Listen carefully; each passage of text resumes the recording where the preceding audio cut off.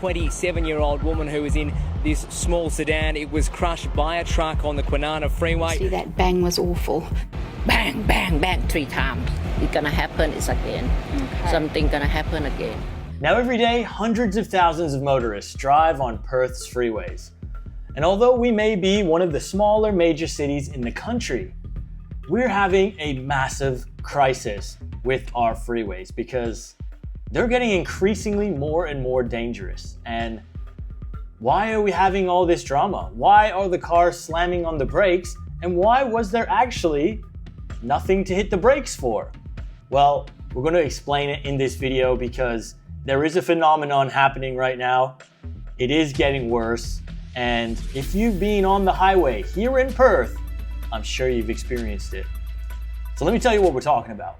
Now first though, let's just explain a little bit how the freeways work here in Perth because it is a little bit of a unique city. We are one of the longest point-to-point cities, I believe. Urban sprawl is a thing here in the world. And we've got 2 major freeways that connect us to the CBD. The one going north is called the Mitchell Freeway. The one going south is called the Kwinana Freeway. And both of these highways are really jam-packed. And unfortunately, being such a long and narrow city, we don't have that many alternate routes, unlike some of the more built-up cities, say, over east.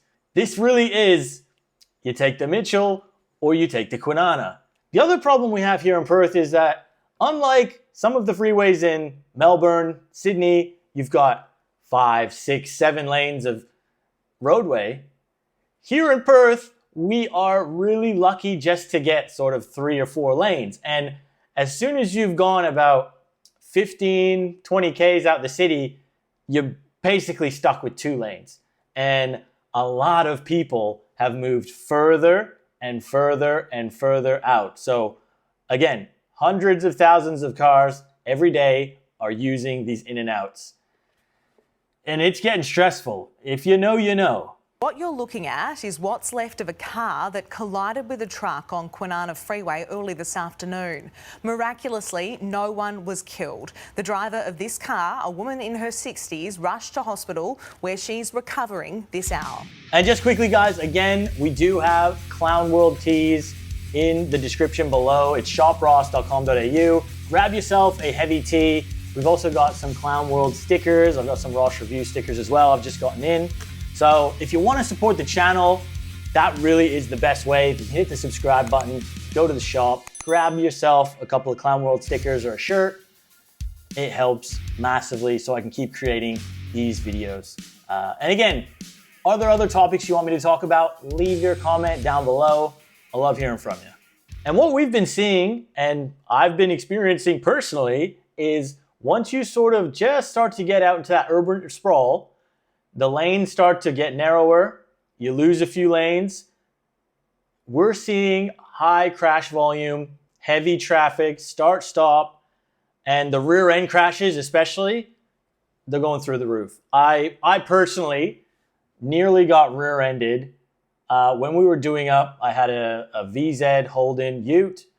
I went down to Mandurah to get the windows tinted. I drove back to Perth, and in that drive, we had just some of the craziest stop and go heavy traffic with no crashes, nothing to really warrant this slamming on the brakes, driving back to speed, slamming on the brakes. And I was this close. I'm talking this close to getting rear-ended. The guy behind me, he did get rear-ended. So yeah, I'm not joking, that close. And that was about a 5-6 car pileup, which it's becoming common now. So what is this traffic phenomenon that we've all been experiencing? Again, you're driving on the highway and then all of a sudden, you're going maybe still at a decent pace, and all of a sudden the traffic lights just go ding, ding, ding, ding, ding, ding, and then you've got to actually slam on your brakes, even though you've been trying to leave a bit of a gap, because they are hitting the brakes in front of you so aggressively and so hard. When you're stuck in traffic, you might assume there's an accident ahead, but sometimes the backup clears and there's no crash. So what happened? Well, anytime one car slows down, the driver behind them also has to hit their brakes, which causes the driver behind them to slow down as well. Eventually, someone down the line will come to a complete stop. And when this happens, the cars behind that driver also have to stop, causing a traffic jam without a clear, obvious reason. These really happen when you just get one person, whatever reason it was, they slowed down, they changed their course of speed for whatever the reason. The guy behind them then has to slow down, then the guy behind them has to slow down, etc., etc., etc. And all of a sudden, one of the guys at the back has to completely stop because the brake chain has just shockwaved all the way back to him. And this is where we are getting a lot of crashes happening, a lot of people getting rear-ended, the start and go traffic. It's hard to believe that no one was killed, let alone seriously injured. None more so than the 27-year-old woman who was in this small sedan. It was crushed by a truck on the Kwinana Freeway. The woman was trapped for half an hour but was cut free. She's now on her way to the State Trauma Unit at Royal Perth Hospital. I'm told her condition is serious but stable. Now just quickly, this week we're sponsored by DDPAI, and again, if you're driving on the freeway, you're driving anywhere in Australia, you really need to have a dash cam now in your car, because I'm telling you, it helps with your insurance. It just helps when you have to prove your case. And there are so many numpties out there that you need to protect yourself. You need to have evidence, and DDPAI is a great dash cam to have. They gave us the new Z90 Master 3-channel dash cam. We've got 4K quality HDR. And again, the fact that you've got rear view, front view, and an interior cabin view, this really helps you give a full analysis of what happened. And even at nighttime, it's got night vision modes, and it's even got a Sony Starvish 2 sensor.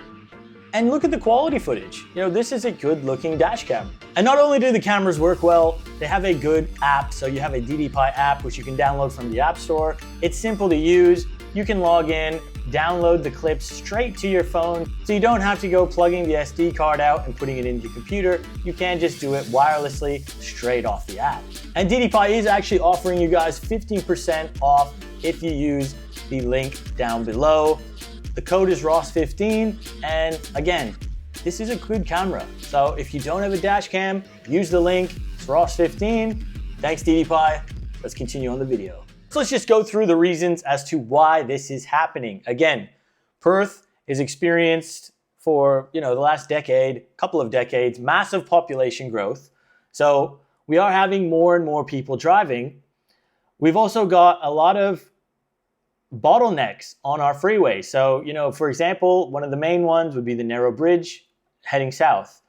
It just funnels everybody in, and we have all this congestion, all these people trying to change lanes. It's just a nightmare. We've also got really poor merging ramps. So I feel like when you're taking an exit, there's not a lot of runway to get off. And then when you're merging on, there's also not a lot of runway to merge in. And let's be real, people. Here in Perth especially, if you've driven, we've got a major problem with people that don't know how to merge. I really don't know where these people are getting licenses, why we can't properly train new drivers or even just new people coming here, because it is absolutely shocking. The amount of times I've been behind somebody, they're doing 60, 50, 40 Ks an hour, and I'm not joking, when there is no traffic and they're trying to merge on a 100 kilometer per hour freeway. This is the kind of people, these people exist, and it is happening. The other major issue that is creating this is lane discipline. So again, a lot of people here in Perth don't like to follow the simple lane discipline, where you shouldn't be in the right lane unless you're going faster and passing people in the left lane. Is it okay to drive in the right-hand lane if there isn't a keep left unless overtaking sign? Well, no, that's not the rule. If the speed limit on a multi-lane road is signposted over 80 kilometres an hour, there's no need for a keep left unless overtaking sign. You must keep the right-hand lane free unless you are overtaking, avoiding an obstruction, or if the left-hand lane is congested. It's all about keeping the traffic moving, so remember the rule. If the speed limit signposted is over 80 kilometres an hour, you must keep left so the right-hand lane is always free. But we have this problem even when the highway is empty. You know, there's like 5 cars on the road and you're all spread out. 4 of them are still in the right lane. This is just the reality for whatever reason. And then finally, of course, we have people following too closely. Now, this is probably one of the biggest reasons that this phenomenon is happening, is because we have so many people in the right lane not wanting to let people in the left lane get into the right lane. Now, I can understand the frustration, don't get me wrong, but the amount of times I have left a gap, you know, just not even 2 seconds, like I'm even cutting it probably a bit close. There's a car and a half maybe in front of me of a space. We're doing, you know, 60 Ks, 70 Ks, there's traffic, and these guys just no indicator, not like just straight into front of the car, like straight into my spot. And they have just essentially got rid of all of the space, all of the clearance, and I have had to hit the brakes quite aggressively. This creates the traffic jam, the phantom traffic jams, the shadow shockwave, because I've had to then brake, people behind me have to brake, and so on, and the chain reaction, again, goes back to a stop. This is the bad part, you know, where people are not allowing enough space, and when we don't have enough space to merge in, you gotta indicate and wait for that space to open up a little bit. So a lot of people just trying to jump into the right lane, that is a major issue that we're having on these freeways. And if we just go on the crash statistics, the majority of the freeway crashes are rear ends. This is the overwhelming majority of crash type, the collision type, and it's not about speed. The majority of these crashes are due to sudden braking with congestion. This is the exact example I just gave you early on in this video, is what's happening, and it's a chain reaction taking out 3, 4, 5 cars a time. And this is one of the reasons I feel like why we're having such an issue with this, even when it's not peak hour time, because we have so many people not using proper lane discipline, and we have so many people terrified to do the speed limit. They are afraid to actually do the speed limit because they are nervous of getting a ticket, because we have such low, strict limits here where just doing 100 Ks an hour past a speed camera, you have tons of vehicles. I want to say almost every vehicle, 9 out of 10, slowing down to 90, sometimes even 80, just to pass a speed camera in the right lane. Nobody in front of them. But they're scared to get a ticket. And this is probably another reason why we're having an issue like this, because we're creating these sudden braking points where the cameras are mounted and creating more traffic jam, creating more risk of somebody getting rear-ended. It's serious. And if you look at any other Western nation, you know, Canada, America, in Europe, they all drive fast. Australia is absolutely on the slow end, by a mile, by a long shot. So it's not the speeds that are killing people. Escalating fines have been in place around construction zones since January. This is the new escalating speeding fine penalties. 12 to 15 miles per hour over the limit slaps you with a $40 fine. Go 16 to 19 miles per hour over, it increases to $70. 20 to 29 miles per hour, the penalty goes up to $120. It's $230 if you travel 30 to 39 miles per hour over. And if you go 40 miles per hour or above, the fine is $425. Now, how can we really fix this? I think, honestly, in Perth's case, we need 3 lanes the whole way down, at least to Mandurah and at least up to Yanchep, that would help tremendously. The 2-lane system really is where we bottleneck and have this cat and mouse traffic jamming. That would help. And again, just eliminate the revenue raising, give us a little bit faster speeds, widen the highways, and we need some more education. Not revenue raising, not slowing the speeds, education, education, education. Now, I've got to talk about this story because they recently extended the Mitchell Freeway out to Butler, and then it's finished. You know, they're going to have to extend it again, and these projects take a long time here. It's wait a while. It's WA. We get it. But I drive up that freeway all the time with me and my kids to go dirt biking. That's how you get out into the bush. Anyways, we have had not one, but 2 people in the last, I think it's 3 or 4 months, being killed because they have entered the highway the wrong way at nighttime.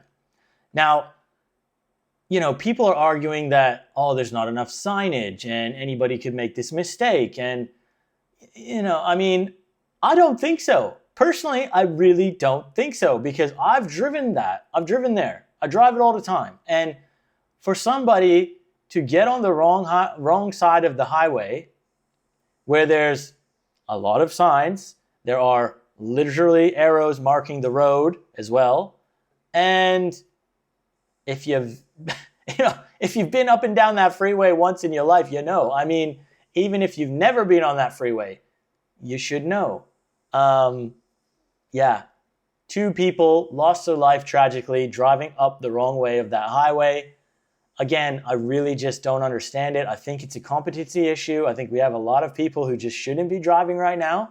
And I don't think it comes down to speed. I don't think it comes down to the way that road was designed, because how else are you going to do it? The way that we have a train driving down the middle of the freeway is actually pretty economical.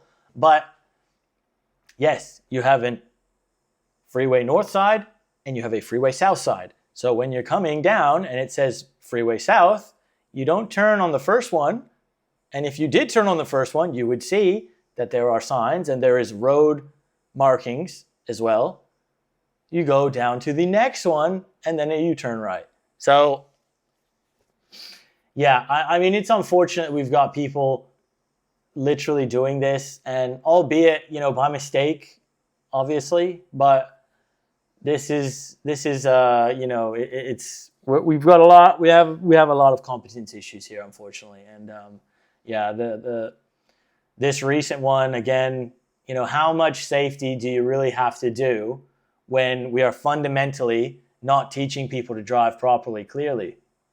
You know, anyone who's been around cars or driven most of their life should understand and recognize, oh, this isn't the highway, you know, or that sign said the next right, you know, oh, why are the arrows pointing towards me? I mean, this is common sense, which I know we're lacking nowadays, and I'm not trying to be disrespectful to the people who have died on these crashes. I'm just saying we need to do better when it comes to education. And again, I think the constant revenue raising and the constant AI cameras and putting speed, you know, these hidden cameras in the bush to catch someone doing 5-6 Ks over, I think is the completely wrong attitude and the completely wrong way into educating the public on how to drive properly. Driving 10-15 Ks under the speed limit is not going to save you when you enter the highway the wrong way. This is the clown world that we're living in, where I have to say it all the time. We need better driver education.